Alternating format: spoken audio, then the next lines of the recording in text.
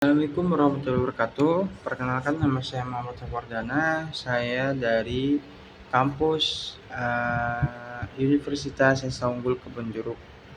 Nah, di sini saya akan menjelaskan tentang modul 9 dari mata kuliah pemeriksaan akuntansi, yaitu pengambilan internal. Sebelumnya, perkenalkan, nama saya Muhammad Safardana dengan NIM 2023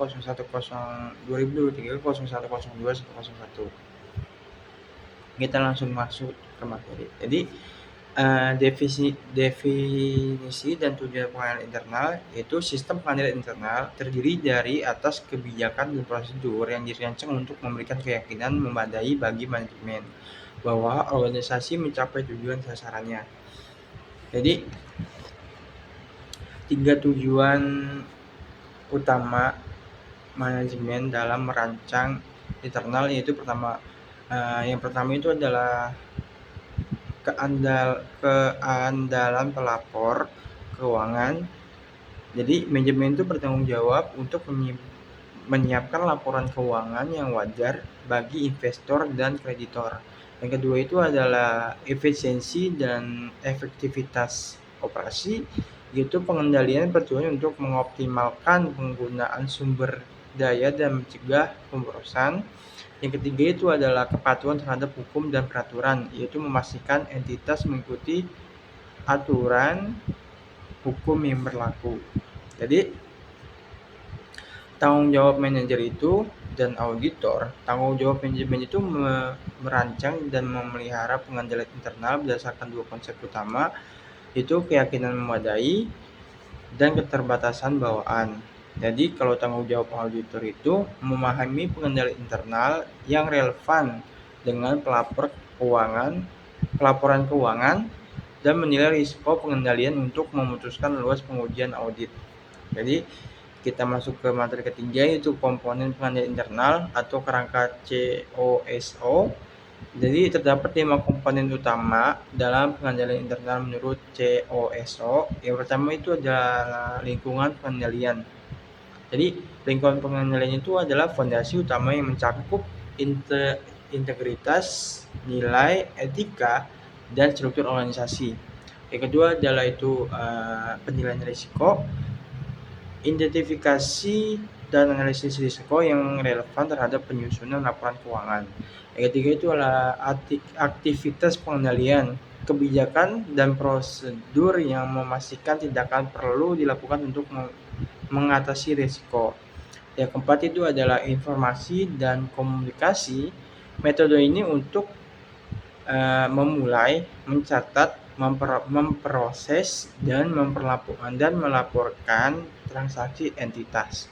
Yang kelima itu adalah pemantauan. Jadi, pemantauan ini memiliki nilai berkelanjutan terhadap kualitas kinerja pengendalian internal dari waktu ke waktu. Selanjutnya itu kita masuk ke prosedur audit terkait pengendalian internal. Jadi, auditor itu menempuh 4 tahap yang mengevaluasi pengendalian internal. Yang pertama itu memperoleh pemahaman. Yang kedua itu menilai risiko pengendalian.